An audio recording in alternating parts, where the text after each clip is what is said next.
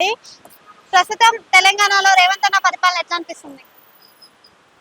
దగ్గర దగ్గర 7 నెలలు 9 నెలలు అవుతున్నట్టుంది పరిపాలన, 10 నెలలు అవుతున్నట్టుంది కాబట్టి.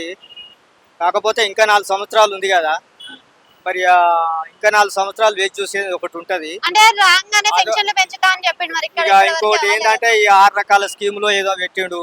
ఏది మన షాది ముబారక్ సంబంధించింది కానీ, కళ్యాణ లక్ష్మి కానీ, బంగారం ఇస్తా అని చెప్పేసి, ఒక తులం అదనంకి ఇస్తామని చెప్పేసి, గత బీఆర్ఎస్ ప్రభుత్వం కంటే మేము అదనపు డెవలప్మెంట్లు చేస్తాము, ప్రజానికి అభివృద్ధి కార్యక్రమాలు చేస్తామని చెప్పేసి హామీ ఇచ్చి ఈ తెలంగాణ ప్రభుత్వంలో కాంగ్రెస్ రేవంత్ రెడ్డి గారు పరిపాలన ముఖ్యమంత్రిగా జీవిస్తున్నారు. కాబట్టి ఇప్పుడు ఈ మధ్యన ఏదో తెలిసి తెలియకనో మరి ఏందో కానీ గత ప్రభుత్వాలు ఎన్నో పోయినాయి. గత 40 సంవత్సరాల నుండి 50 సంవత్సరాల నుండి కానీ పేదలకు అనేక రకాలుగా వనరులు తీసుకొస్తుంది గత ప్రభుత్వాలతో పాటు.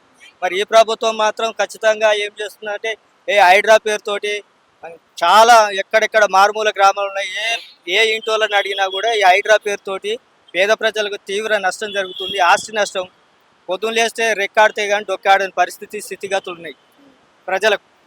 అందులో గ్రామీణంలో కానీ సిటీలో కానీ ఎక్కడెక్కడికల్లో చుట్టుపక్కల రాష్ట్రాలకి వెళ్ళి కూడా ఇక్కడ హైదరాబాదు బతుకు తెరువు ఉందని చెప్పేసి కొన్ని వందల సంవత్సరాల నుండి 50 సంవత్సరాలు కానీ 60 కానీ వాళ్ళ తాత ముత్తాతలు స్థానికంగా ఉండి లేక ఈ రోడ్డు మీద ఫుట్పాత్ మీద నిత్యావసర వస్తువులు అమ్ముకోను, వ్యాపారం చేసుకొని కూలి బతుకులు చేసుకుంటూ జీవనం సాగిస్తూ ఈ స్థితిగతుల్లో ఈ పరిస్థితుల్లో మాత్రం ఈ ప్రభుత్వం ఈ విధంగా కఠినమైన చర్యలు తీసుకొని పక్షపాతంగా మరీ దారుణంగా ఈ హైడ్రా పేరుతోటి చాలామంది పేదవాళ్ళను రోడ్డు మీదకి ఎక్కే పరిస్థితి తీసుకొస్తుంది ప్రభుత్వం.